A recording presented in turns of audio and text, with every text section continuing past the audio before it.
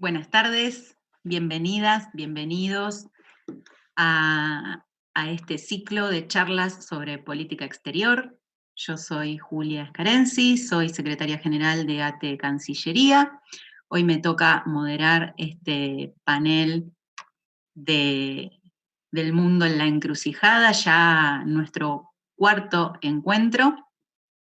Nos reunimos, nos encontramos para dialogar, para poner en común, para compartir experiencia, en tanto somos actores y actrices del hacer de la política exterior argentina, en esta apuesta colectiva de asociaciones y fundaciones que nos acompañan, que nos hemos reunido para darnos este espacio y este momento de reflexión.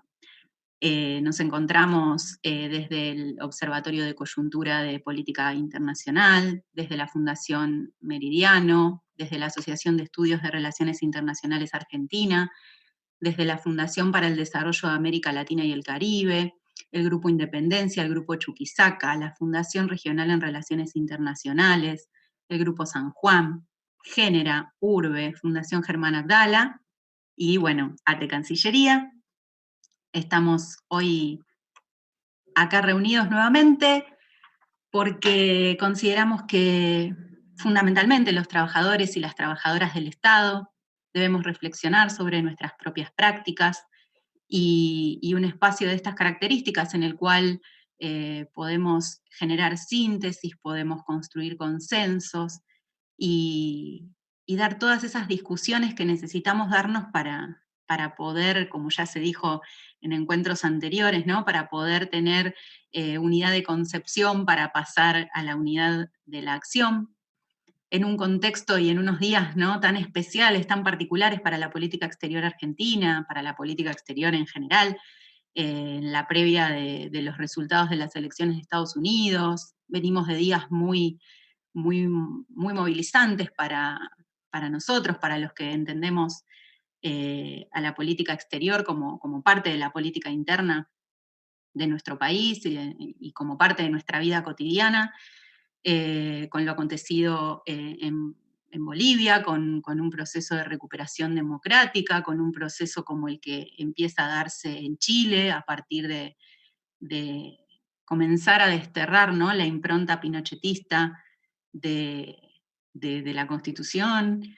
Y bueno, este es el reto, ¿no? El reto que asumimos, el desafío que tenemos por delante, que es el de construir ese otro mundo que creemos que es posible a partir de articulaciones como esta, ¿no? Así que los vamos a invitar a que realicen sus preguntas a través del chat.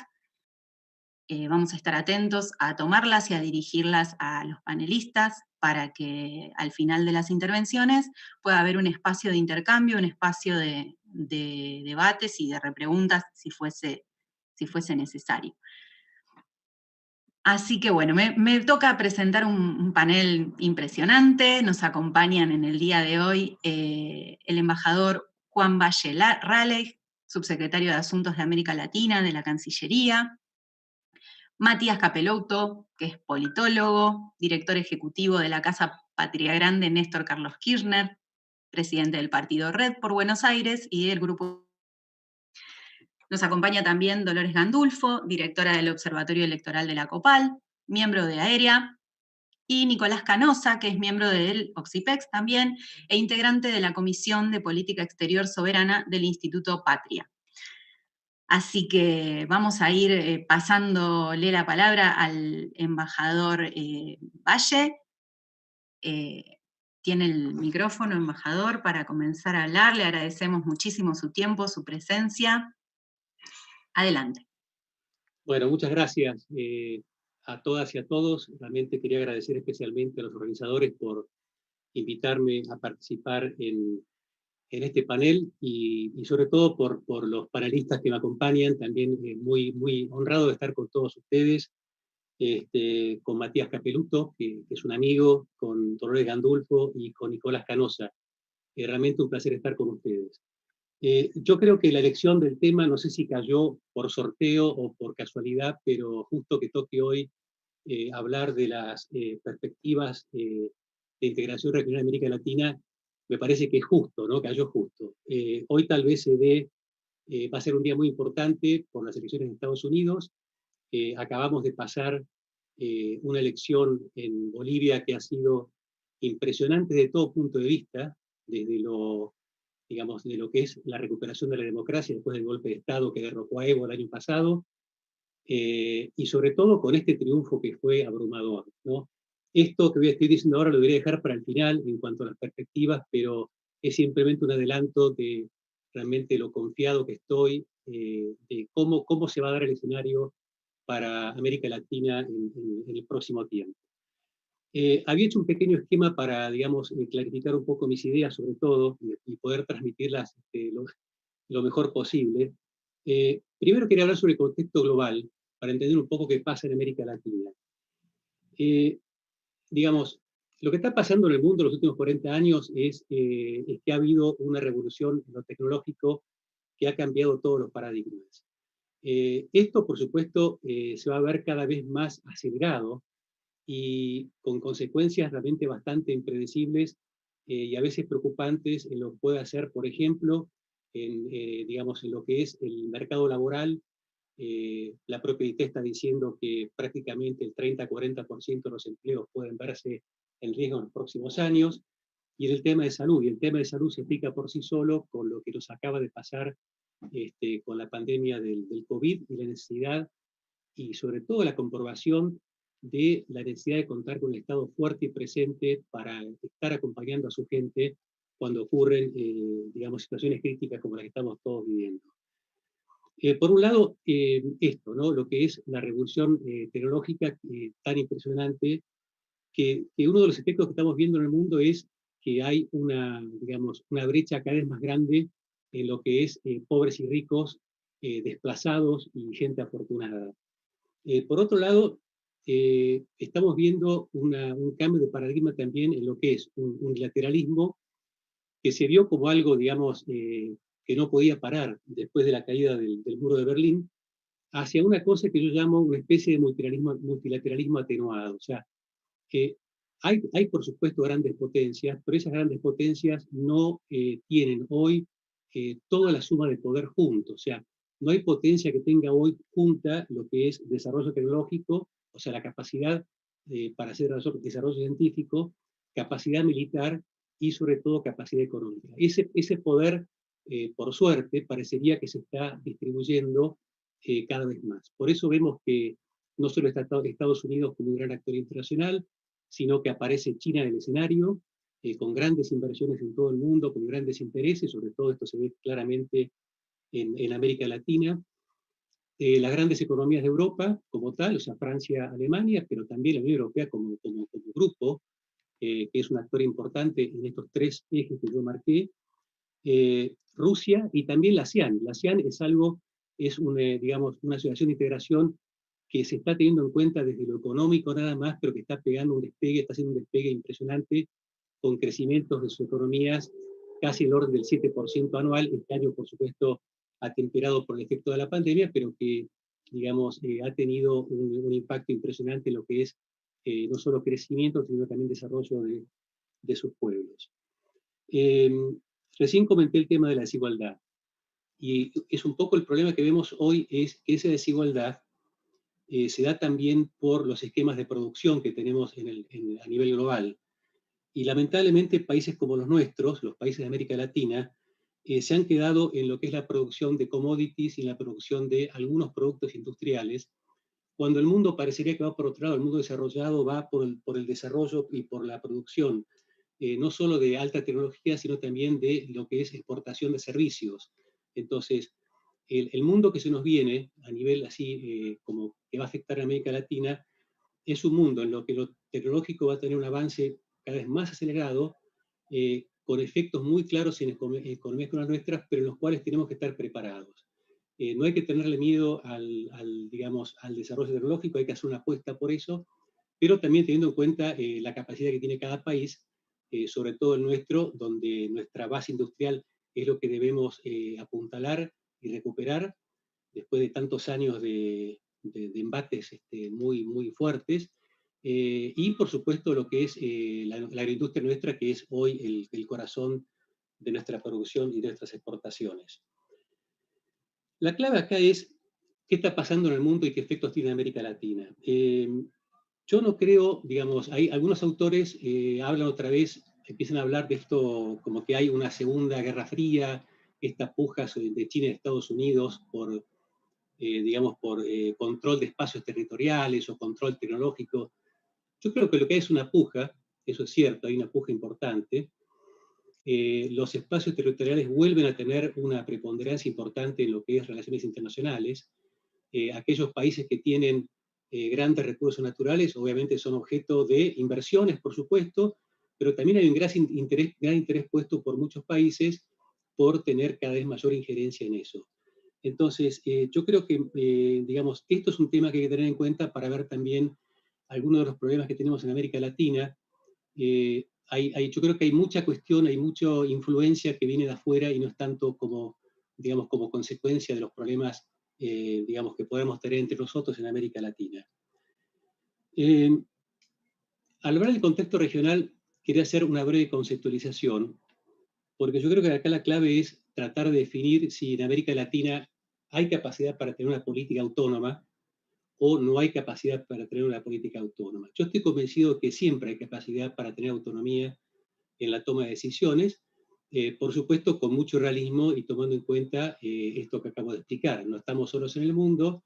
Argentina se ubica en lo sistémico como Argentina, América Latina en general, se ubica en lo sistémico como algo dependiente, como una estructura dependiente, con lo cual lo que hay que buscar son las posibilidades que ofrece la coyuntura.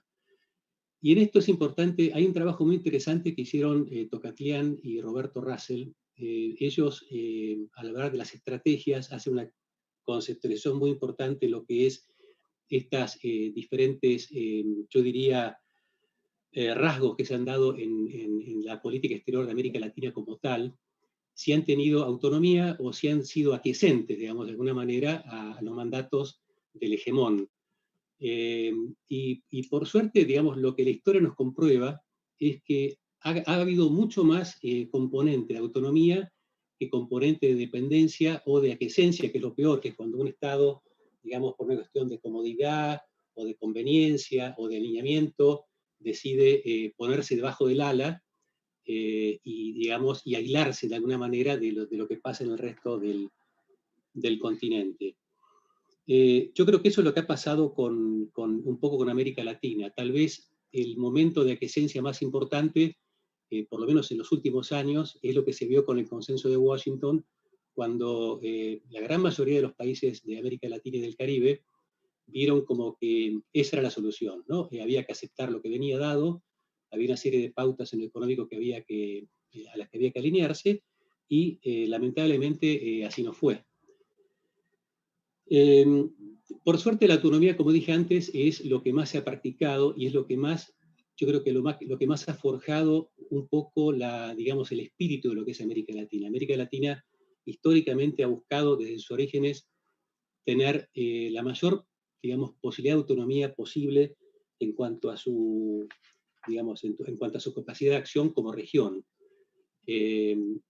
Obviamente, esa capacidad de acción se ve limitada cuando uno está más cerca de la frontera de Estados Unidos, está más limitada, pero así todo hay países como México que tienen una gran autonomía de sus decisiones, hay otras en las cuales el realismo se aplica en toda la regla, tal vez países de América Central y del Caribe están más sujetos a este grado de quiescencia que de autonomía, y cuanto más nos alejamos digamos, de Estados Unidos, vemos que, por lo menos desde la comprobación histórica, hemos contado, digamos, en mayor o menor grado, con un gran grado de autonomía. Ese gran grado de autonomía es lo que lamentablemente vemos como que se ha visto dañado cuando entramos al gobierno el 10 de diciembre del año pasado. Entramos al gobierno y nos encontramos con un contexto regional realmente bastante complejo, y acá voy a hablar desde lo fáctico, no desde lo conceptual.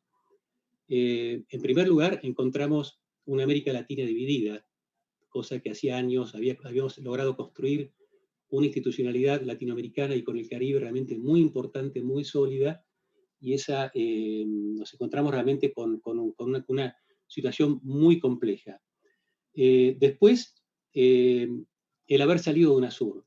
El haber salido de UNASUR y el haber tal vez participado directamente, Argentina fue uno de los países que lo hizo, en esta movida para, digamos, de alguna manera hacer tambalear, yo creo que lo que fue la gran institucionalidad que tuvimos en América del Sur en los últimos años, yo diría, es el proyecto más importante desde IRSA en el año 2000, que cuando Fernando Enrique Cardoso tuvo excelente idea, que después, por supuesto, se encauzó también en, digamos, en el COSIPLAN de UNASUR. Pero, digamos, nos encontramos, ahí tenemos otro elemento también de, digamos, de fractura muy importante. La situación de Venezuela. La situación de Venezuela nos duele a todos, pero es poco lo que se ha hecho para acompañar a Venezuela en un momento que es difícil de su política. Y realmente lo que ha ocurrido en materia de presión internacional, de bloqueos, de, digamos, de cuestionamientos, no ha ayudado en nada, ¿no? El ejemplo más claro es ese. ¿Qué ha pasado? O sea, ¿qué se ha logrado con el aislamiento internacional de Venezuela? Nada. Al contrario, se ha agravado la crisis y realmente nos duele mucho que en momentos de pandemia, en momentos tan complejos para Venezuela, estas sanciones, bloqueos que están ocurriendo, boicot también internacional, se acentúen porque terminan lamentablemente, como ocurre siempre, afectando a las poblaciones más vulnerables, ¿no? Esto también lo vemos con lo que ocurrió con Cuba. En el caso de Cuba hubo una desarticulación de todos los avances que habían logrado Cuba con Estados Unidos en la época de Obama, eso se echó atrás, se desarticuló, al grado de llevar a Cuba también una situación realmente muy, muy compleja en todo sentido, con prácticamente un cuestionamiento de cualquier tipo de iniciativa económica que pueda tener la isla para, digamos, en beneficio de su economía. Después el golpe de Estado en Bolivia. El golpe de Estado en Bolivia que, digamos, quiero aclarar acá que el sindicato de los diplomáticos argentinos lo calificó como tal, como golpe de Estado, contrariando de alguna manera una decisión que se había tomado a nivel de Cancillería de reconocer el gobierno de Áñez, ¿no? Entonces yo creo que es un tema para, y eso yo me enorgullezco de pertenecer a una de las primeras promociones del ISEN egresadas de democracia, y realmente el haber encontrado un cuerpo que se pronuncia en ese sentido, digamos, la verdad que me enorgullece como parte de ese todo, de ese cuerpo de servicio exterior, pero también como argentino, porque hay un sector que de alguna manera le pone un parate a una decisión que fue de todo punto de vista errónea. Después, bueno, ¿con qué nos encontramos también? La OEA de Almagro, ¿no? Una OEA que perdió todo tipo de horizonte en muchos sentidos, realmente es el organismo regional previsto en la Carta de Naciones Unidas para América Latina y el Caribe, que tomó un rumbo que realmente no sigue los mandatos de los miembros. Lo que pasó en Bolivia, y ustedes lo tienen claramente, es realmente lamentable. Cuestionar una elección que, digamos, que fue incuestionable, que después se comprobó que todas las supuestas verificaciones de la OEA no fueron ciertas, y que de alguna manera también, digamos, ayudó a este golpe de Estado, a esta, digamos, sugerencia que le hizo la policía al presidente Evo Morales para renunciar, después que había perdido tener el apoyo de los militares. Realmente es algo realmente lamentable y eso es algo que nos va a costar mucho recuperar y que va a llevar mucho tiempo. Por suerte, hay un hecho importante y es la revitalización de la CELAC. La CELAC es tal vez hoy el único foro regional que involucra a todos los países de América Latina y el Caribe, que está vigente, que está funcionando. En esto hemos tenido digamos, una política de absoluto acompañamiento a México, que tuvo la iniciativa de reflotar CELAC, de dar una agenda, tratar de tener una agenda que no fuera conflictiva para poder tenernos a todos adentro. A pesar de eso, bueno, uno de los países, digamos, no está participando, pero la CELAC está avanzando y yo creo que nos puede dar tal vez ese marco de institucionalidad que hoy no tenemos y que perdimos lamentablemente cuando nos fuimos de de UNASUR. Lo importante aquí para señalar es que las perspectivas que yo veo, y esto desde mi humilde percepción, es que hay vientos de cambio. Eso no hay ninguna duda que hay un viento de cambio muy importante. Lo que pasó en las elecciones en Bolivia, yo creo que es un claro ejemplo de lo que se viene.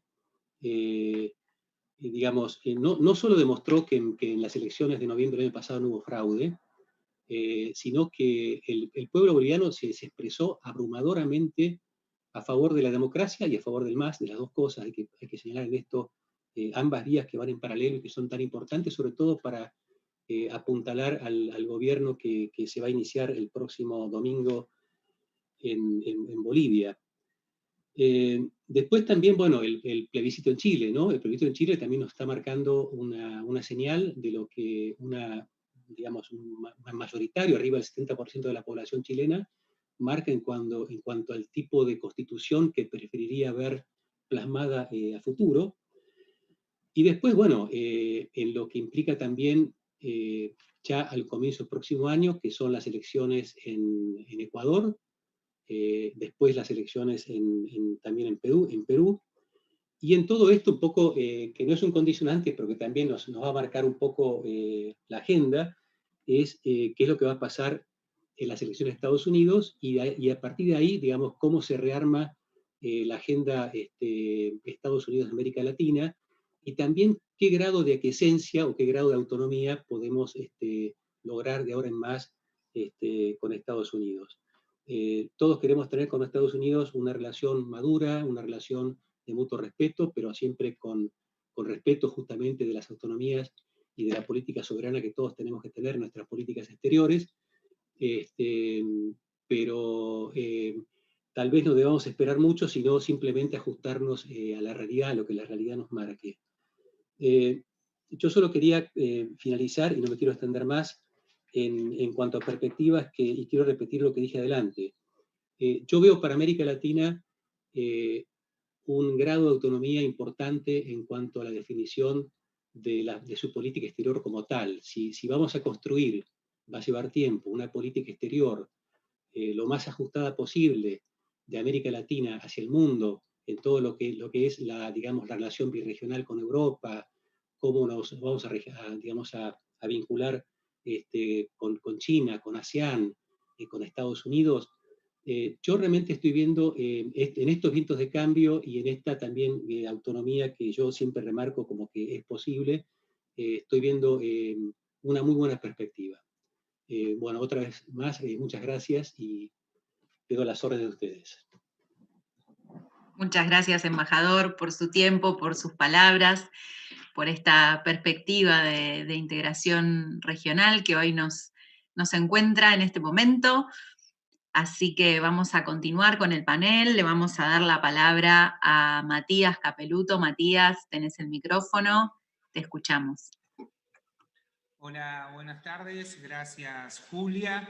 Bueno, primero agradecer a Cancillería y a todos los coorganizadores de este encuentro, en realidad de este ciclo que vengo siguiendo.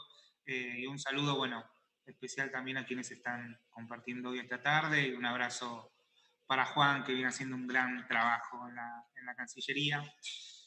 Recién estaba pensando, digo, estos 15 días atrás quizás era una conversación en otro sentido. Me parece que lo de Bolivia, que en parte, y debo decirlo, a mí me pasó que no me esperaba que Bolivia vuelva a tener un cauce democrático tan rápidamente en una elección, y creo que ahí tuvieron mucho que ver el trabajo que hizo Dolores y un montón de personas que asistieron a esa elección y que de alguna manera presionaron para que todo salga bien. Y que salga bien era que se escuche al pueblo boliviano. Y por suerte los números fueron contundentes de tal manera que no hubo discusión.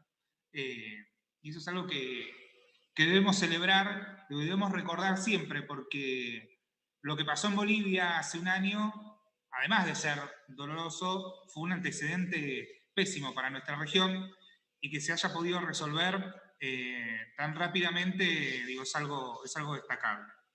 Ahora,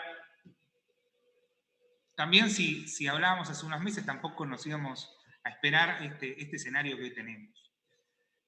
Y la región viene en los últimos años, décadas, en un proceso que la CEPAL lo ejemplifica con algunos números, me parece que está bien que tengamos en cuenta. En 1955, el 12% de las exportaciones globales pertenecían a América Latina. En el año 2017, solamente el 6% de las exportaciones globales son latinoamericanas. Es decir, que bajamos a la mitad nuestras exportaciones a nivel mundial, pero además también bajamos en el índice del patentamiento de licencias. Nosotros tenemos la suerte de ser uno de los pocos países latinoamericanos que apuestan fuertemente a la ciencia y la tecnología, lo vemos con lo que está pasando con la vacuna. Y es algo para destacar por parte de Argentina, pero toda la región debería trabajar en ese sentido.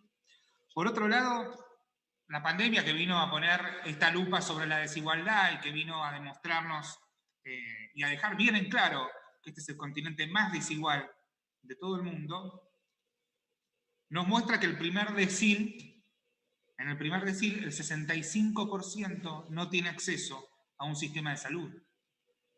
Y que del total de la población latinoamericana, el 53% no tiene acceso a un sistema de salud ni tiene algún tipo de seguro laboral. Es decir, que más de la mitad de los latinoamericanos hoy están en una situación que requiere que nos pongamos a trabajar de verdad en eso. Y ahí es cuando la integración regional puede empezar a jugar un papel mucho más importante que el que tuvo en los últimos años. Y me refiero con esto a que para reducir la desigualdad todos los estados deben ponerse a trabajar en cuál debe ser la salida para poder producir más, para bajar la pobreza, pero si no lo vemos de forma regional, si no nos sentamos todos en una mesa a conversar cuál va a ser el proyecto, seguramente caigamos en los mismos problemas que caímos en las últimas décadas. Fíjense que con la baja de la desigualdad, podemos ubicarlo 2000, 2005 hasta el 2013, 2015, fue muy importante. Ahora, los últimos años en toda la región y la nueva oleada que hubo neoliberal o de derecha, retrasó mucho todos esos logros que se habían obtenido, pero ahora la pandemia vino de vuelta como a resetear todo. Entonces, ahí tomando a Roberto Mangabeira, que él establece cuáles son los puntos en los cuales tenemos que ponernos a trabajar. Lo piensa para Brasil, pero me parece que tenemos que pensarlo para toda la región. Y el primer paso es que recalifiquemos el aparato productivo. Ahora, para recalificar el aparato productivo no podemos ver hacia nuestras propias fronteras qué hacemos. ¿Y cómo resolvemos? Para dar un ejemplo, no soy especialista en esto, pero digo, para resolver el tema automotriz, ¿es solamente tener en cuenta a Brasil? Digo, y negociar de esa manera? Me parece que hay que empezar a tener una mirada más global y más latinoamericana. Por otro lado, tenemos que bajar el trabajo no registrado. Según el último informe del Fondo Monetario, hay 325.000 millones de dólares que se mueven de manera informal en nuestra región. 325.000 millones de dólares. Si todo eso estuviera en el sistema formal, la desigualdad, bajaría inmediatamente. Entonces, también hay que trabajar qué vamos a hacer con el trabajo no registrado, qué va a pasar con los nuevos trabajos, con las nuevas tecnologías y el trabajo. Nosotros tenemos unicornios, lo que se conoce como unicornios, que ahora con la pandemia se hicieron mucho más conocidos, como Pedido Ya, como Globo, que en general también en esos trabajos trabajan migrantes latinoamericanos en cada uno de los países. Y esto es algo que está pasando en toda la región. Pedido Ya empezó a trabajar la semana pasada en Venezuela.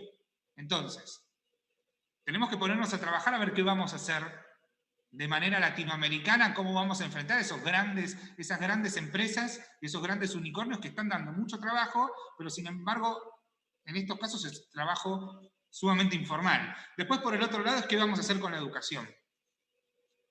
Con una educación analítica, con una educación empoderadora, pero me parece que tiene que haber una educación donde lo que venimos conversando y lo que vamos a conversar hoy tiene que estar incluida en todos los colegios. Digo, la integración regional no puede quedar solamente en hoteles 5 estrellas, en cumbre de presidentes, en cumbre de cancillerías. Tenemos que hacer realidad la integración regional y hacerla palpable. Por otro lado, digo, para eso tenemos que empezar a tener una mirada estratégica de cómo convencemos a cada uno, en nuestro caso, de los argentinos y argentinas de cualquier lugar del país, de que la integración regional es necesaria y es algo que nos hace bien y no es una cuestión ideológica. No es que los gobiernos de centroizquierda o progresista quieren más integración regional. Digo, esto tiene que ser un consenso de todos y hacia eso tenemos que trabajar. Y por eso, digo, uno de los puntos que también trabaja Mangabeira es cómo hacemos para articular al Estado, la asociación civil y el sector privado. Nosotros tenemos que involucrar empresarios en la discusión de la integración regional. Porque en general la agenda más de derecha solamente entiende la integración regional como intercambio de mercancías y cómo trabajar en el mercado. Pero nosotros siempre venimos como a ampliar un poco más, ¿no? Y hablamos de la certificación de títulos universitarios, la libre movilidad de personas, bueno, en fin. Lo nombraba Juan recién. Qué lástima, la idea no es lamentarnos, pero qué lástima que no estuvo la UNASUR en la pandemia y que no estuvo el Instituto de Salud que tenía UNASUR. Porque si hubiésemos continuado con ese proceso, hubiésemos accedido y hubiésemos armado el Banco Latinoamericano de Medicamentos y hubiésemos tenido una estrategia conjunta de toda la región para cómo enfrentar la pandemia, no sé en qué escenario estaríamos hoy. Seguro estaríamos mucho mejor. Siempre miramos, cuando hablamos de integración regional, que muchas veces miramos a la Unión Europea como uno de los modelos de integración. Miremos cómo se comportó la Unión Europea en el medio de la pandemia, cuando se encerraron durante un fin de semana en un hotel todos los presidentes a definir cuál iba a ser el fondo al cual todos iban a aportar para poder sostener económicamente lo que era esta crisis. Nosotros no tuvimos ningún tipo de ese encuentro, de esos encuentros. Entonces me parece que el trabajo que tenemos por delante, ahora que se expuso todo con mucha más crueldad, también es mucho más empinado y mucho más grande, pero tenemos que asumirlo. Y ahí permítanme vender, entre comillas, lo que queremos hacer de Casa Patria Grande. Llevar la integración regional a cada uno de los rincones de nuestro país, hacer concreta la integración regional, que suceda. Si no toca la realidad, no sucede. Entonces tenemos que hacer realidad esa integración y para eso ir a mostrar no solo proyectos, sino cuáles son las cuestiones que, si no hubiese sido posible por la integración regional, no hubiésemos obtenido nunca. Entonces, uno de los trabajos que viene haciendo la Cancillería, y me parece que todos debemos acompañar, es la CELAC.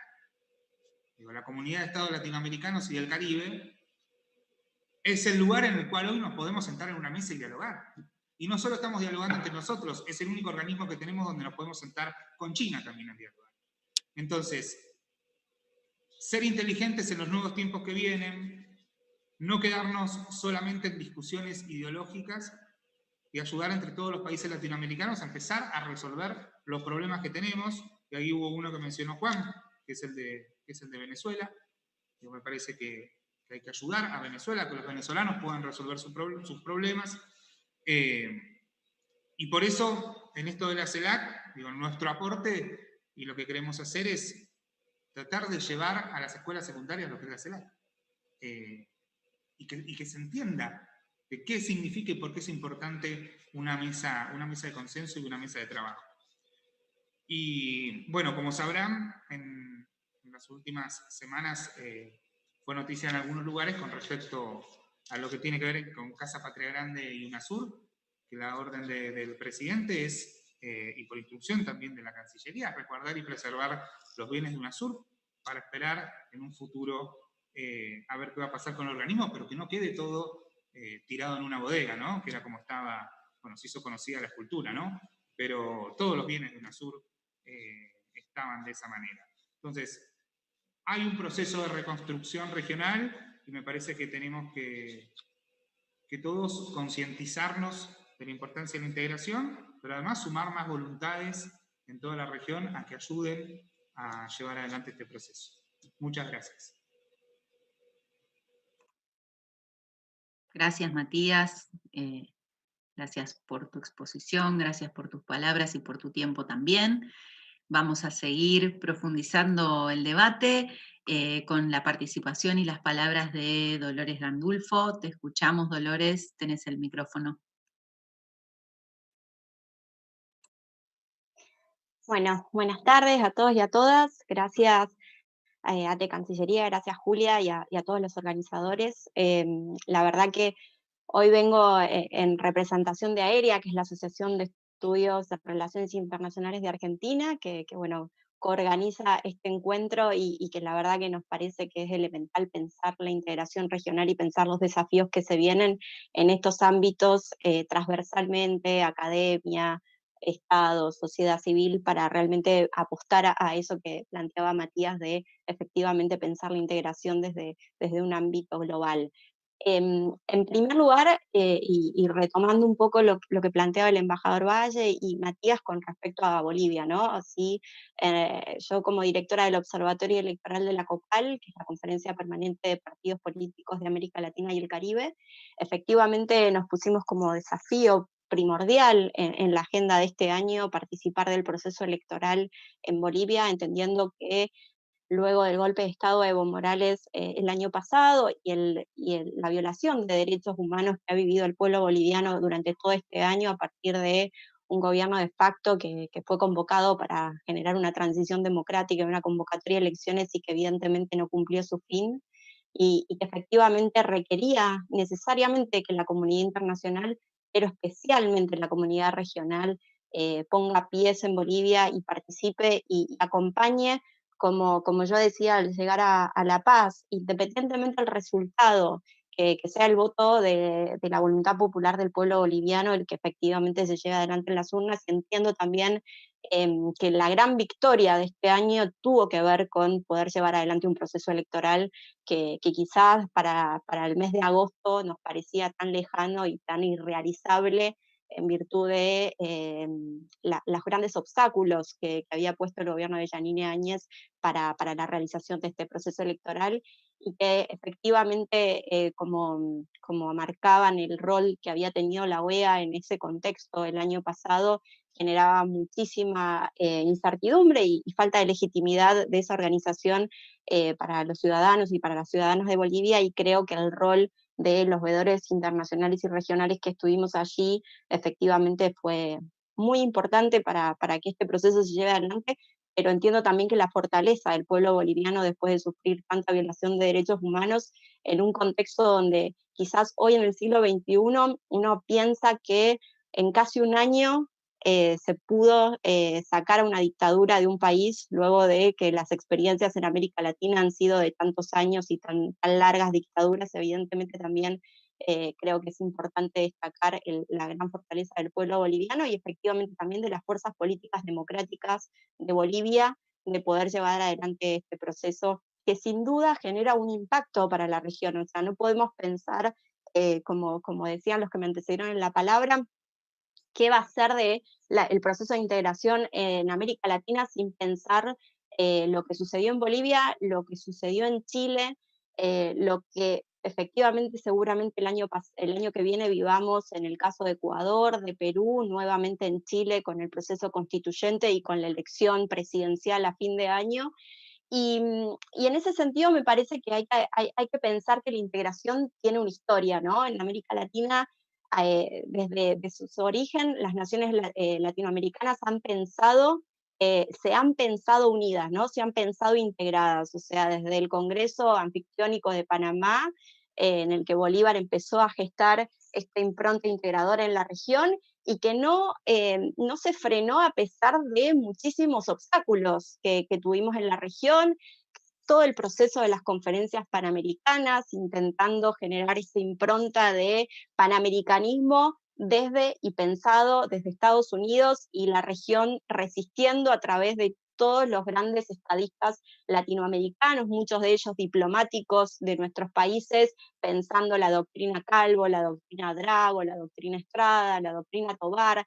Hay muchísimo en nuestro haber y en nuestra historia latinoamericana pensando este proceso de integración este proceso de pensar las relaciones latinoamericanas de manera pacífica.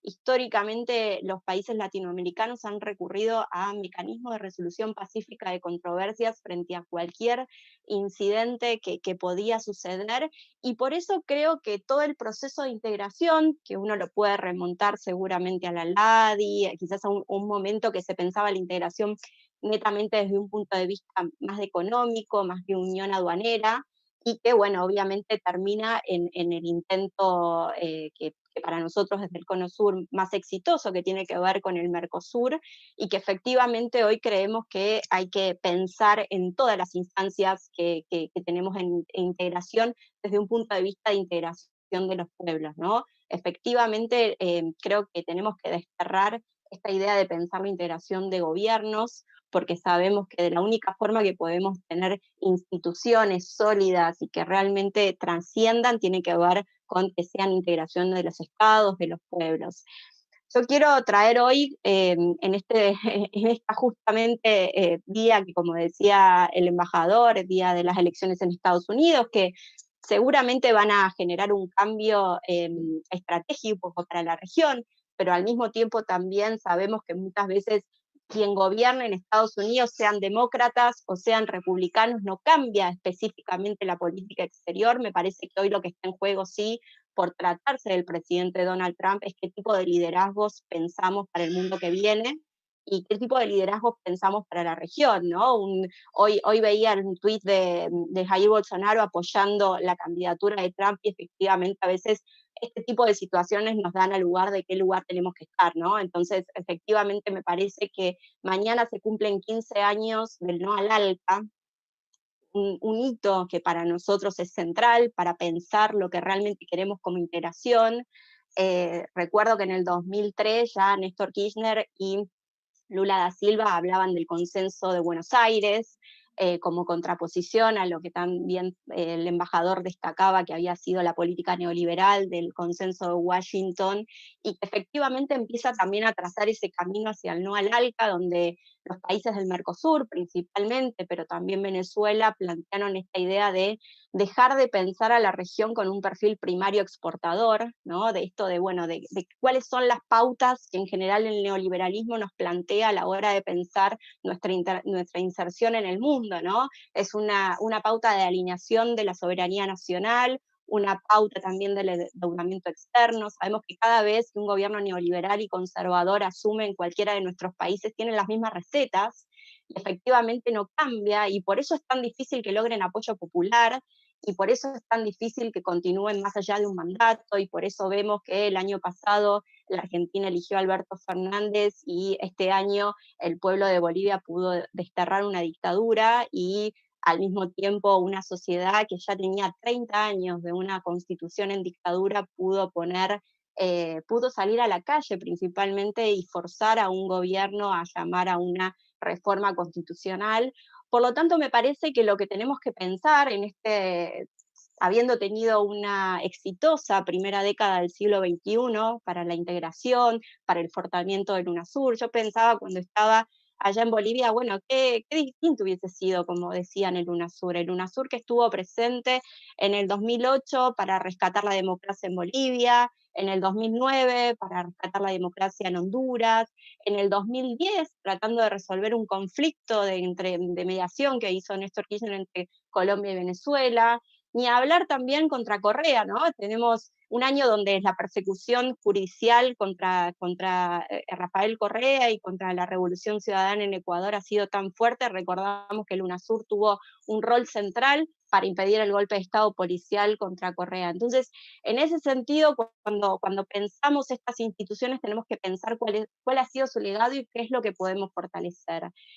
El UNASUR no está destruido. A ver, hay dos países que efectivamente, la dictadura de Bolivia y el gobierno de Mauricio Macri, quien ni siquiera denunció a través del Congreso cómo se debe realizar el UNASUR, sino que fue a través simplemente de una decisión gubernamental. Por lo tanto, específicamente ahí también me parece que hay situaciones que pensar en el marco del UNASUR. Hablaba Matías del Instituto de la Salud que se había pensado. que tan importante sería en este momento, pero también el UNASUR tuvo más de 25 misiones electorales en los países de la región. También el UNASUR creó el Consejo Sudamericano de Defensa, que de tanto interés es para el fortalecimiento también de la defensa de la región.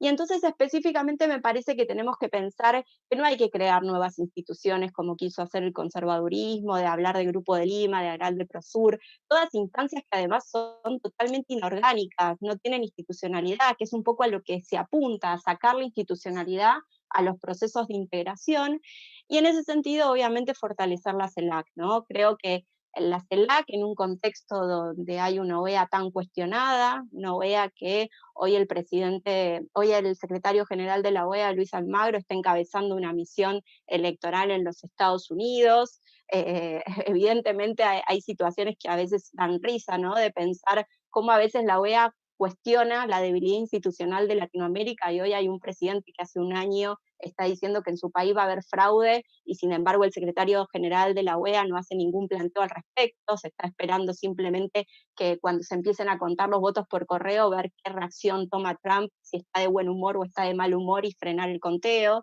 Entonces me parece que en ese sentido hay que revitalizar estas instituciones que han tenido mucha historia y que tienen mucho presente, para que tengan aún más futuro. Y para que tengan aún más futuro hay que generar estas instancias donde la sociedad civil, donde el Estado y donde los distintos actores puedan articular en las políticas de integración, en temas muy cotidianos y que le importa a la gente, como planteaba Matías. O sea, hay que pensar la integración en contacto con las problemáticas de la ciudadanía, hay que pensar también cuando estos informes del latirobarómetro, que tanto hablan de la debilidad de la democracia, de la falta de confianza de la democracia, de la ciudadanía sobre la democracia, en realidad el ciudadano de a pie quiere que los gobiernos le resuelvan las demandas ciudadanas. Eso simplemente, no es una cuestión de si están a favor o no de la democracia. Y me parece que la integración tiene que ir por ahí, tiene que ir pensando cuáles son estas situaciones como la movilidad humana, algo que para la región es tan importante, y pensarlas en clave de integración regional es de suma importancia. Y también pensar que cuando hablamos de procesos de integración desde los estados, nos va a resultar mucho más fácil llegar a consensos y llegar a acuerdos, porque cuando hablamos de que, por ejemplo, tenemos una institución tan importante y tan bastardeada como es el Parlasur, el Parlamento del Mercosur, donde efectivamente se puede pensar políticas públicas regionales de relevancia para nuestros países, efectivamente tenemos un ámbito donde podemos generar familias políticas, algo que en Europa es tan común, que partidos políticos de ideologías comunes a lo largo y ancho de Europa tengan instancias donde puedan generar políticas públicas, donde, por ejemplo, el Parlasur, hablaba el embajador que efectivamente el colectivo de diplomáticos de la Cancillería planteó el golpe de Estado a Bolivia aún a costas de la decisión del gobierno de Mauricio Macri. Bueno, el Parlasur, a pesar de Jair Bolsonaro, a pesar de Yanine Áñez, planteó también que el golpe de Estado a Bolivia era un hecho. Por lo tanto, son instancias donde podemos hablar también entre gobiernos y oposiciones, y también ahí fortalecer nuestras luchas y nuestras demandas. Yo quiero simplemente recordar, para terminar, y obviamente quedar abierta luego a cualquier intercambio, una frase de Néstor Kirchner cuando era secretario general del UNASUR, que decían que teníamos que construir la integración a partir de la realidad relativa de cada uno de nuestros países para pensar una realidad superadora que nos contenga a todos. Y la realidad superadora que nos contiene a todos en este continente y en esta región tiene que ver con pensarnos como región y de ahí insertarnos en el mundo. Y sin lugar a dudas, pensarnos en este mundo que el post-pandemia, como decía Matías, va a dejar muchísimos desafíos en materia de las desigualdades, en materias educativas, en materias económicas para la región. Es importante que no importa quién gane o quién pierda en los Estados Unidos, y veremos qué tipo de estructura del sistema internacional tendremos en la tercera década del siglo XXI, pero pensarnos en el sur global que habla Buenaventura Sousa Santos es también pensarnos en este modelo de integración regional. Así que muchísimas gracias. Excelente, Dolores, muchas gracias por tus palabras. La verdad que un gusto escucharlos a todos. Algunas referencias hacen pensar que las fechas que pusimos de los encuentros fueron a propósito y no, realmente nos atraviesa la vida cotidiana, la política exterior, más comprobado que nunca. Vamos a pasar a darle la palabra entonces para finalizar con el último de nuestros panelistas, a Nicolás Canosa, y ya vamos recogiendo las preguntas del chat de los participantes, de quienes nos están escuchando, que los invitamos a seguir haciendo más preguntas. Nicolás, tenés vos el micrófono. Bueno, muchas gracias Julia, gracias embajador, Dolores, Matías, la verdad que fue muy bueno escucharlos y hay algunos temas que voy a obviar y profundizar sobre un tema que me está haciendo pensar mucho, que es la cuestión más de enclave internacional de la geopolítica del caos. Pero primero quiero hacer algunas menciones respecto a la integración regional. Desde los IPEX, que es el espacio del cual formo parte, elaboramos algunos informes para la bancada progresista del Parlasur durante los últimos años y me tocó visitar la sede del Mercosur. Y si uno cruza la vereda de esa hermosa institución y valiosa, estratégica para el futuro de nuestro continente, va a haber un mural de Alberto Mentor Ferré, hecho por muralistas argentinos, que Alberto es Mentor, el Tucho, más conocido. Es un gran pensador nacional y latinoamericano, uruguayo, pero él se considera de la patria grande, se consideraba, porque ha fallecido hace pocos años, que dice: unidad sudamericana para ser actores y no coro de la historia. Esa es la consigna del mural. Y entonces uno se inclina por preguntarse cuál es el modo de ser actores de la historia y no ser objeto de subordinación o coro, como él lo plantea metafóricamente. Y me parece a mí que hace falta remitirse a algunos textos para nosotros fundamentales de Juan Domingo Perón. Uno de ellos es el discurso en la Escuela Superior de Guerra, en el 11 de noviembre de 53, en el cual él plantea la idea del continentalismo.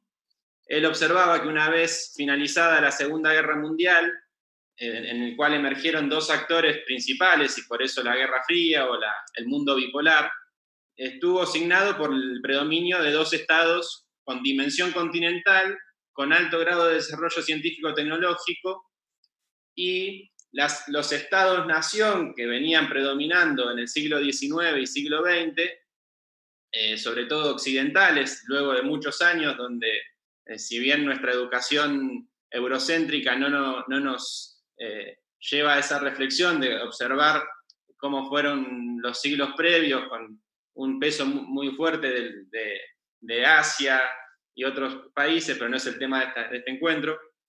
Él veía que esos estados-nación fueron sobrepasados en términos de poder real por estos dos estados continentales. Y en ese sentido él planteaba el continentalismo o la unidad de América Latina con el famoso pacto del ABC con Brasil y Chile, que nos daba salida a los dos océanos.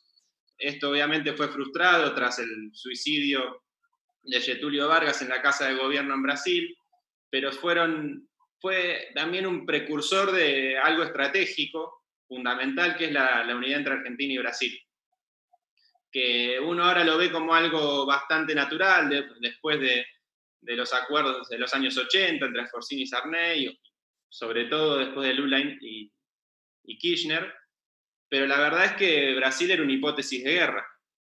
Eso era lo que predominaba en la Cancillería, en las Fuerzas Armadas, y Perón mostró o evidenció la importancia de la integración y sobre todo esa relación que Perón planteaba como el núcleo básico de la aglutinación. Y ahí también vemos una dificultad para pensar el presente y vamos a ver cómo se desenvuelve la relación en estos años, pero si el núcleo básico de la aglutinación no puede encontrar una sinergia para construir una integración común, obviamente nuestros caminos porque la forma de no ser coro de la historia, sino actores, hoy en el siglo XXI, y sobre todo, como Perón planteó, después de la Segunda Guerra Mundial, es la unidad continental. Conformarnos con un Estado-continente, obviamente con las particularidades de cada nación, como decía Abelardo Ramos, somos un conjunto de naciones porque no pudimos lograr ser una nación, pero hoy en día creo que esa unidad, que hoy muy bien decía el embajador Valle, podría apalancarse desde la CELAC, y también lo dijeron tanto Matías como Dolores, que es una institución que hay que revitalizar, y también tiene que ver porque hoy en México, que es otro país clave, la segunda economía de la región latinoamericana y caribeña, está presidida por López Obrador, que tiene la voluntad, o encontramos puntos en común para construir esta idea que nosotros tenemos.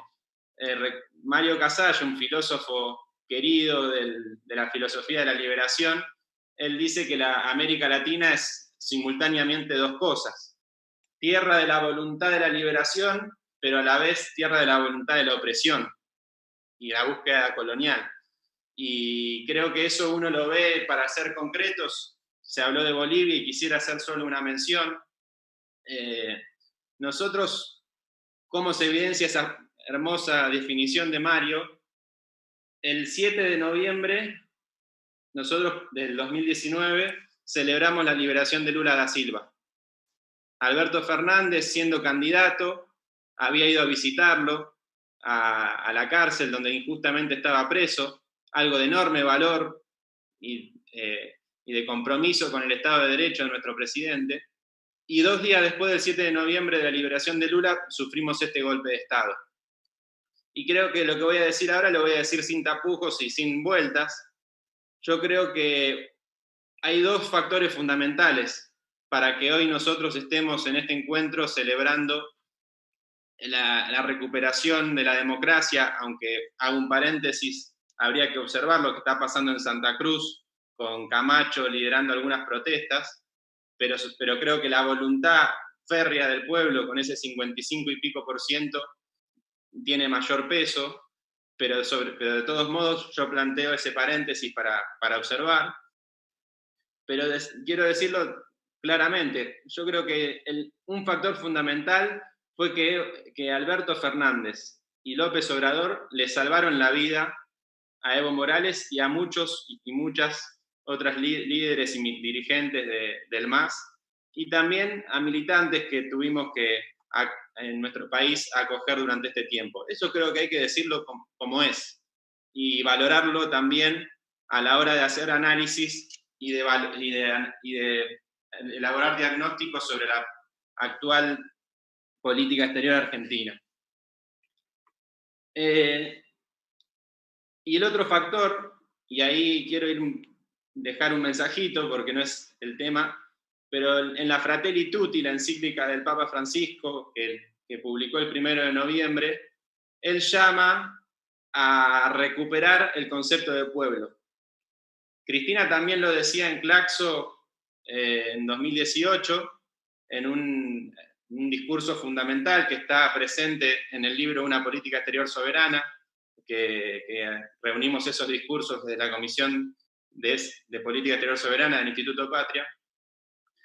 Y ese concepto de pueblo uno lo ve en la voluntad, en la resistencia que tuvo Bolivia, el pueblo boliviano, durante este año terrible, con un golpe de Estado con mucha participación foránea, y que a pesar de todo eso, en un contexto regional que no era para nada favorable, salvo el gran mensaje y aporte de Alberto y López Obrador en este marco, pero fue el pueblo el que hizo esto posible, ¿no? Así que bueno, yo por esa parte quería analizar lo regional, pero creo que los aportes precedentes fueron muy, muy claros y no creo que podría agregar mucho más. Y entonces quiero pasar al tema del multipolarismo caótico, como lo definió Eduardo Swain en el primer encuentro, que estamos en ese pasaje pero el multipolarismo es caótico porque no hay, como dijo Valle, no hay alguien que reúna la fuerza o el poder para construir un orden. O sea, hoy estamos en una situación de multipolarismo caótico porque no hay orden. Y la geopolítica del caos, y recomiendo un artículo de Jorge Elbaum, Las nuevas guerras en el cohete de la luna, que para mí que dilucida mucho esto, es que hay una política premeditada para generar caos e imposibilitar un orden más justo, más soberano. Y ahí creo que los grandes medios de comunicación y las plataformas como las redes sociales son un espacio que se constituyeron como un espacio de lo bélico. O sea, hoy parte de la guerra, cómo piensa los grandes poderes de la guerra, depositan mucho en eso. Y ahí vuelvo a la Fratelli Tutti que dice Francisco, hay una búsqueda permanente de hundirnos en el desaliento y destruir la autoestima de las naciones, de los pueblos hacia su nación. Y eso lo vemos muy presente en los mensajes respecto a lo que se dice comúnmente este país de M, y una crítica siempre despiadada hacia nuestras capacidades. Y yo digo, tenemos cosas para inflar el autoestima, como la posibilidad de construir satélites y desarrollar ciencia y tecnología de avanzada en algunos puntos. Y creo que sobre eso nuestro país, a partir de una política exterior soberana, debe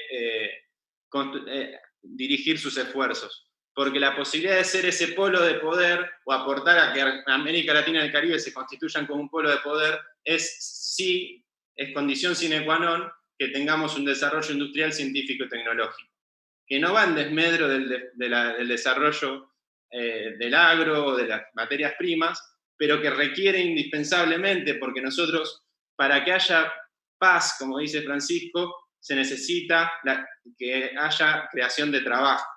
Y para que haya justicia social, no hay forma sin promover la generación de trabajo. Y por eso ese Estado continental industrial es la posibilidad de que nosotros tengamos paz y orden.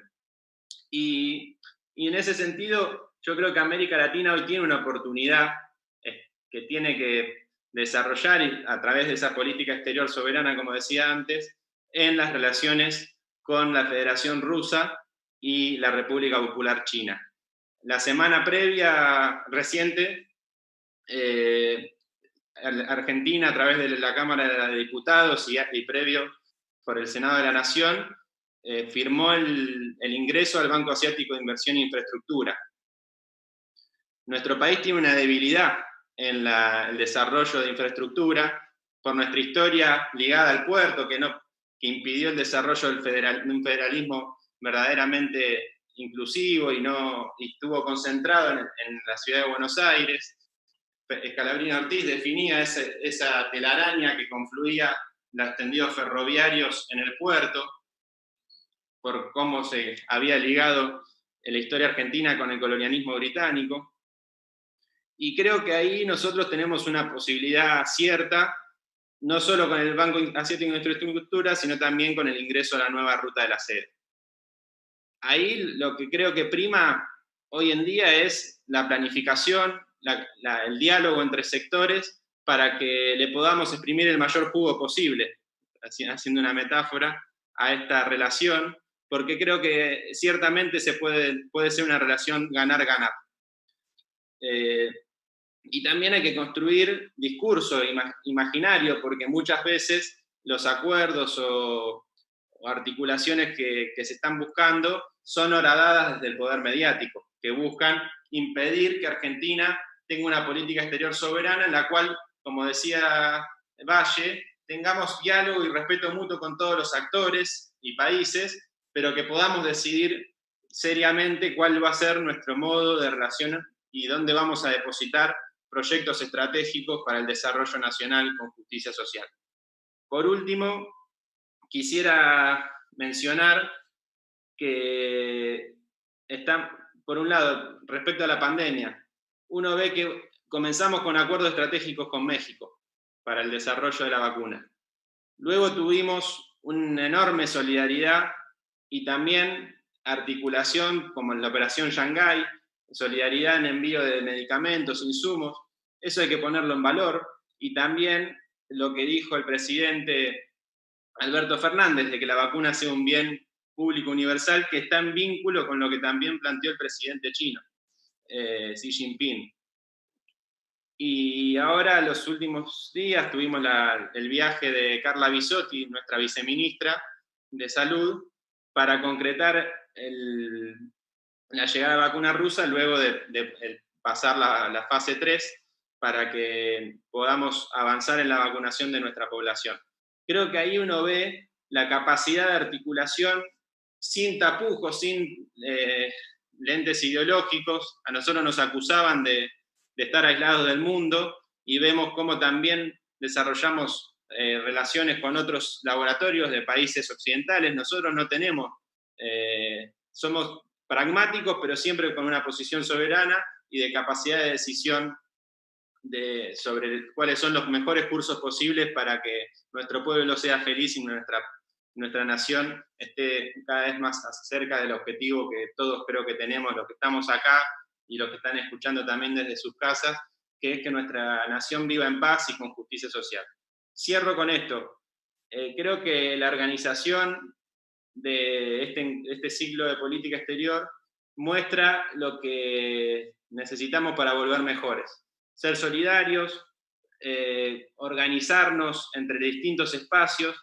Creo que este ciclo tiene que ser un punto de apalancamiento para que las distintas instituciones que conformamos este espacio de articulación sigamos proponiéndonos y encontrándonos para fortalecernos, porque de esta se sale unidos. Volver mejores significaba esto, así que creo que en tiempos donde el desorden y es globalizado, es un objetivo de los intereses foráneos, creo que nuestra organización y nuestro orden es también la respuesta más efectiva para sortear las dificultades. Quiero leer nada más un texto de Jorge Bolívar, que es un pensador nacional poco conocido, pero que ojalá que podamos reeditar en algún momento. Dice, en 2010 decía esto: la presencia de la anarquía ligada al desorden y al caos es como parte integrante sustancial del escenario regional y mundial. Y lo que necesitamos, dice, es renacer lo político y lo estatal. Así que creo que tenemos las dos misiones. Acá hay funcionarios que están tomando decisiones importantes desde el Estado, y también estamos organizaciones de la sociedad civil, las organizaciones libres del pueblo, como me gusta mejor decirle, que estamos articulándonos, así que creo que estamos cumpliendo el deseo de Jorge Bolívar, que falleció hace unos años, pero creo que hay que rendirle homenaje a lo que él dejó como pensamiento y legado. Así que muchas gracias y abierto a lo que sigue con las preguntas. Muchas gracias, Nicolás. Impecable tu exposición. Hemos tenido un panel espectacular. Tenemos varias preguntas de quienes nos están escuchando. Vamos a comenzar por Daniela. Hay algunas preguntas que están dirigidas específicamente, por ejemplo, al embajador Valle, otras que no, así que las compartimos y bueno, y ustedes nos irán ilustrando. Daniela nos pregunta, ¿cómo pensar la UNASUR a futuro? ¿Igual que antes o reelaborada en un nuevo contexto? Esa es una de las preguntas que no sé si querés, no sé quién quiere tomarla. Dolores, me silencio y te paso el micrófono. Dale, arranco para que después complementen con lo que quieran mis colegas.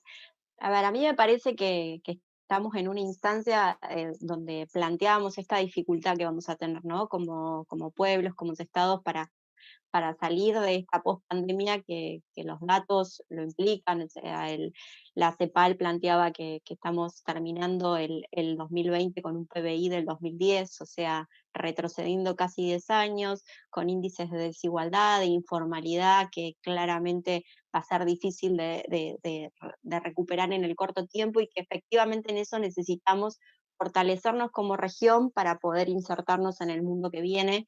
Yo creo que una de las cosas que pensaba cuando escuchaba los debates y los últimos cierres de campaña del día de ayer de los candidatos de Estados Unidos era sus mensajes, ¿no? Su mensaje que tenía que ver con que efectivamente pueda el pueblo americano tener un sistema de salud que no deje atrás a aquellas personas que tienen condiciones prevalecientes, ¿no? Algo que cuando uno lo piensa desde la Argentina, con tanta lucha que ha tenido la Argentina por tener un sistema de salud público tan fortalecido, que en este contexto de pandemia ha tenido que invertir tanto el Estado por 4 años de desinversión en el sistema de salud, pero que al mismo tiempo es claramente un valor y un derecho adquirido para la mayoría de los argentinos y argentinas. Pienso, bueno, efectivamente, qué loco, ¿no? Que un país que hoy por hoy estamos debatiendo si va a seguir siendo potencia o vamos a estar en un mundo multipolar, efectivamente tenga estas miradas, ¿no? La necesidad de que efectivamente el pueblo norteamericano pueda tener un sistema de salud que nosotros, gracias a todo el trabajo de tantos gobiernos que hemos tenido, desde Ramón Carrillo en adelante, sanitaristas que han invertido en esta impronta de lo sanitario, y como bien decía Nicolás, estamos en un momento donde estamos barajando distintas vacunas, ¿no? Donde la derecha y en los gobiernos neoliberales en la región tanto han hablado de la ideologización de la integración, y nosotros estamos diciendo, a ver, la demanda ciudadana no tiene ideología para nosotros, estamos hablando que lo que tenemos que resolver es esta situación que tan mal nos ha hecho a los argentinos, a las argentinas, a los latinoamericanos en este año donde efectivamente nuestro sistema económico se frenó, pero donde se frenó claramente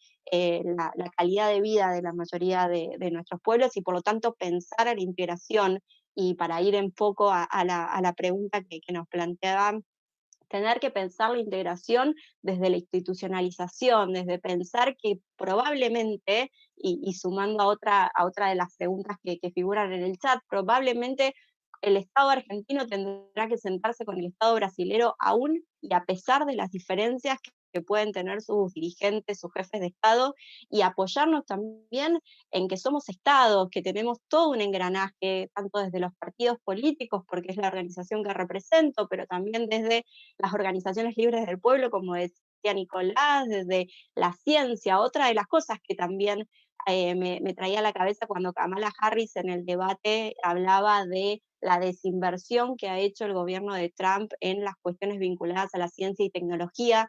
Tanto recordaba los últimos 4 años del CONICET peleando por las becas en el CONICET, y tan necesarias que han sido este año para poder poner ciencia a una situación como fue la pandemia en nuestro país. Por lo tanto, creo que así cuando decimos que los problemas de la democracia se resuelven con más democracia, los problemas de integración se resuelven con más integración, y sin dudas los problemas del multilateralismo, que era algo que hacía referencia al embajador y hacía referencia a Nicolás, también se resuelven con más multilateralismo. Yo creo que el multilateralismo no está en crisis. Cuando pensamos que la mayoría de los países del mundo, sacando quizás los exabruptos de Trump y la salida de la OMS, se han guiado por los lineamientos de la Organización Mundial de la Salud para poder llevar adelante la lucha y el combate contra la pandemia, estamos diciendo que hay una institución multilateral que efectivamente guió las pautas para que nuestros países puedan tomar decisiones.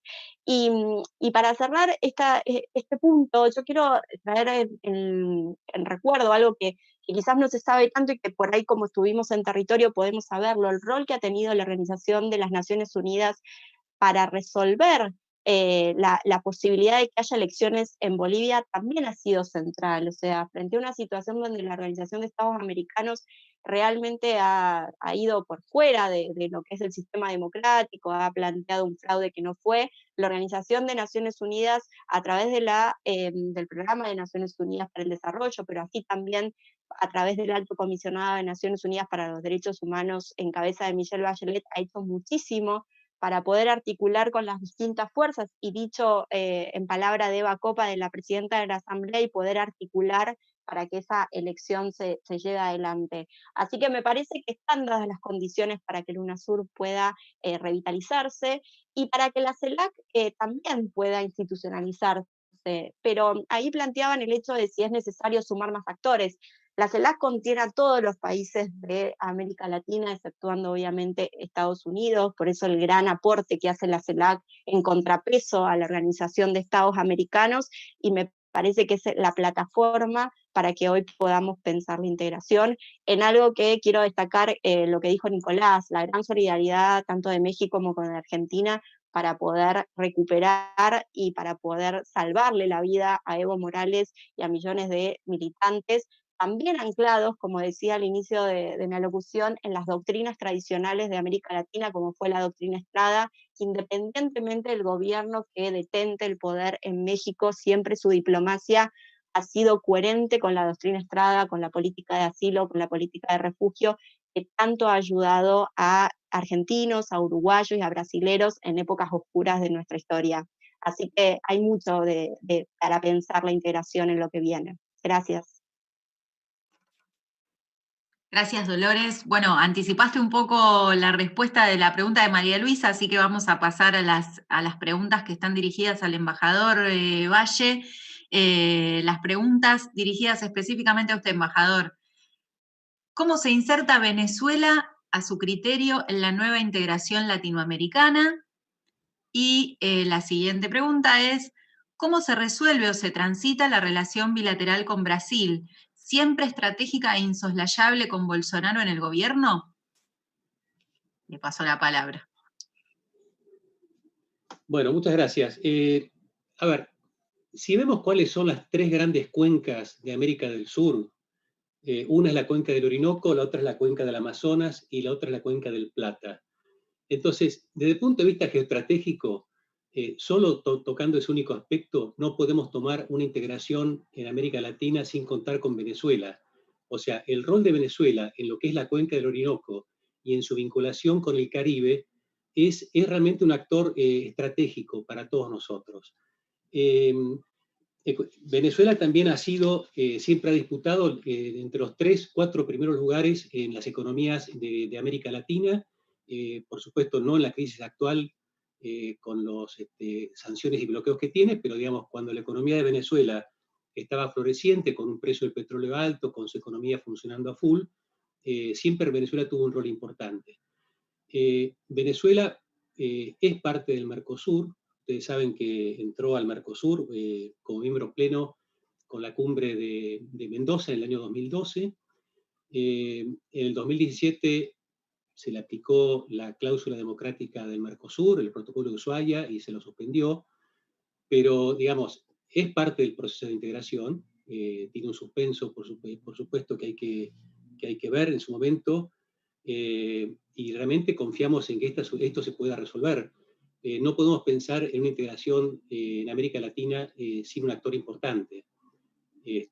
Digamos, es impensable pensar que un país como Venezuela no pueda formar parte de un proceso de integración. Esto puede llevar tiempo, puede ser, digamos, hay que trabajar todos los escenarios de negociación y de acompañamiento, y nosotros sobre todo confiamos en que aquellos que ponen como impedimento la situación actual en Venezuela, nuestra posición y lo que estamos sosteniendo es justamente que lo que hay que hacer es ayudar a Venezuela.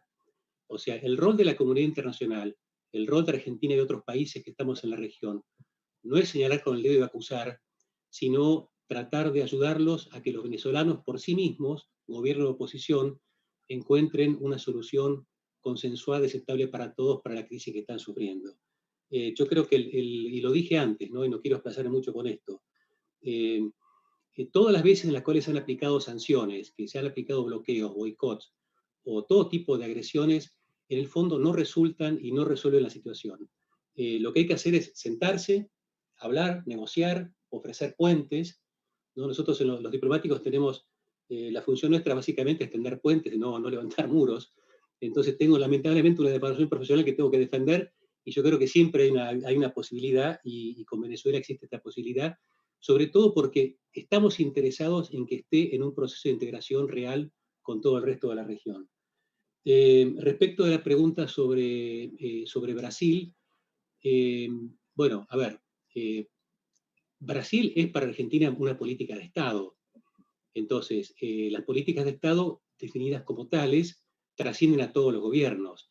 Esto significa que los distintos parlamentos de los dos países han venido aceptando desde el año 1985, del famoso abrazo de Foz de Iguazú entre Alfonsín y Sarney, los parlamentos de los países han venido aprobando distintas normativas que han tendido a estrechar la vinculación estratégica entre nuestros dos países. De hecho, se está trabajando. El embajador Scioli está haciendo una tarea muy importante. La pandemia a veces nos complica a todos en los movimientos, en la vinculación. El Zoom no es lo mejor digamos, para vincularnos, pero se está trabajando fuerte y mucho. Eso es lo que les quiero asegurar, porque, digamos, en nuestra vinculación estratégica siempre uno depende del otro. Entonces hay una dependencia mutua. En esto se aplica el concepto también de la paciencia estratégica. Uno tiene que esperar, darle tiempo al otro para que se acomode. Esto en alguna vez también nos pasó a los argentinos, en el cual nuestro principal socio tuvo que esperar nuestros tiempos. Pero yo, digamos, confío, hay una agenda amplísima. Son pocos los países con los que Argentina tiene una agenda bilateral tan rica, ¿no? En todos los temas, no solo lo comercial. Uno siempre piensa, bueno, el rol de Brasil en la comida argentina, en todos los temas, en temas de tecnología, temas nucleares, lo que significa la ABAC, en lo que es el control y regulación de la actividad y del material nuclear entre los dos países. En fin, la agenda es tan amplia que realmente estaría más de media hora contando esto. Y no solo eso, sino también lo que es el rol de los dos frente al mundo, ¿no? Hubo un rol muy importante de Argentina y Brasil trabajando en agendas consensuadas, en agendas concertadas a nivel internacional, y que yo estoy seguro que ese tipo también digamos, de trabajo conjunto se va a lograr. Muchas gracias. Gracias, embajador. Bueno, tenemos una última pregunta, si quieren, Matías y Nicolás, junto con la respuesta, nos ayudan a ir redondeando y cerrando este encuentro. La pregunta es, ¿cómo pensar hoy la cláusula democrática de la UNASUR? Y bueno, cualquiera de los dos que quiera comenzar. Vamos con Matías. Entonces, te paso la palabra, me silencio.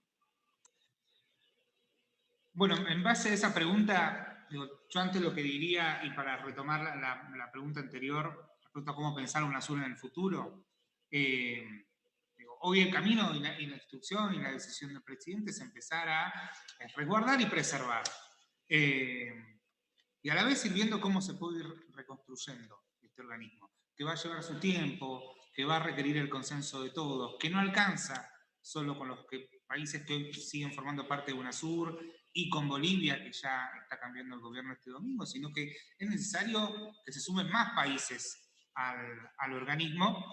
Y si tenemos que repensar la cláusula democrática y cómo estaría siendo aplicada hoy, bueno, es claro que el mayor conflicto, el conflicto de UNASUR, estaría con Bolivia, que hubiese tenido UNASUR un rol muy importante respecto a hace un año, a lo que pasó hace un año en Bolivia, y que podría ser zanjado recién este domingo. Entonces, si la pregunta se refiere a eso, digo, tiene que seguir estando, digo, si alguna vez ese organismo UNASUR regresa a la cláusula democrática, es muy importante. Y si se refiere también al tema Venezuela, que quizás es uno de los temas que siempre se discute, digo, Venezuela tiene una democracia en problemas, y ahí UNASUR y todos los países que formarían parte de UNASUR en un futuro, digo, cómo trabajar ante eso, es ayudar a que los venezolanos resuelvan su problema. No es más que otra cosa, no es intromisión, no es buscar ningún tipo de intervención extranjera en un país que es soberano y que tiene a su pueblo y a su política que necesitan ordenarse en la discusión para darle una salida a esta crisis profunda.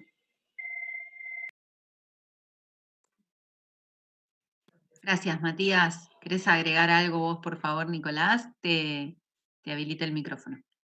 Sí, muy breve, como para ir cerrando. Creo que es como se dijo antes, quería acotar algo respecto a lo de Brasil. Yo creo que lo principal es construir agendas concretas de trabajo con con todos los países de la región. Nosotros somos una comunidad de destino, no podemos desentendernos de esa cuestión que hablábamos antes, somos un espacio común y tenemos que pensarnos de esa manera, y los vaivenes políticos no deben ser, tenemos que sortear los obstáculos de los vaivenes políticos que tenemos y apuntar a, como dijo Matías, a la no injerencia externa en nuestra región, porque eso es fundamental para la soberanía regional, y creo que los organismos como UNASUR, CELAC, Mercosur inclusive, porque también la cláusula democrática del Mercosur aplicó en Paraguay en 2012, son fundamentos porque tenemos que tener consensos básicos de cómo vamos a construir la integración. Y con golpe de Estado promocionados de otros países o incluso de transnacionales de recursos estratégicos, porque no se puede pensar la gravitación y la importancia de nuestra región sin la gran cantidad de recursos naturales, máxime pensando en lo que va a ser el próximo encuentro, que es la Argentina bicontinental y la Antártida como un espacio fundamental, no solo para Argentina, sino para toda la región, porque es la reserva de agua dulce congelada más grande del mundo, y también para nosotros lo que es la cuestión Malvinas, que es un pilar de nuestra política exterior. Así que creo que la inteligencia de una política exterior soberana es poder administrar esos conflictos, esas presiones, observar la dinámica de la geopolítica mundial que influye cada vez más en el acontecer cotidiano de nuestro país, y sobre todo tener muy firme la determinación de defensa de la soberanía, fundada en el amor a la patria y al pueblo.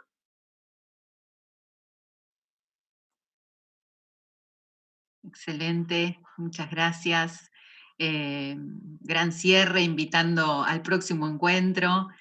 Me toca agradecerles a todos, a todas, por la participación, por sus palabras, por sus intervenciones tan claras, tan elocuentes, que dejan abiertas distintas líneas de debate que pueden llegar a dar lugar a nuevos encuentros. Así que, bueno, muchas gracias a todos los panelistas, muchas gracias a todos los que estuvieron escuchando atentamente. Además, esto queda grabado y lo pueden ver en otro momento si hace falta o si lo quieren compartir.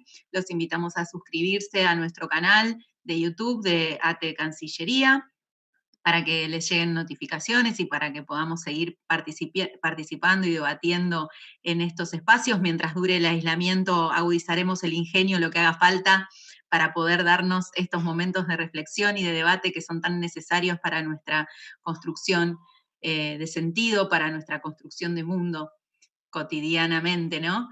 Y entonces queda abierta la invitación al próximo encuentro, que es el próximo jueves a las 18 horas, donde vamos a estar conversando de la Argentina bicontinental, la cuestión antártica y su rol estratégico. Muchas gracias a todos, buenas tardes, nos vemos la próxima.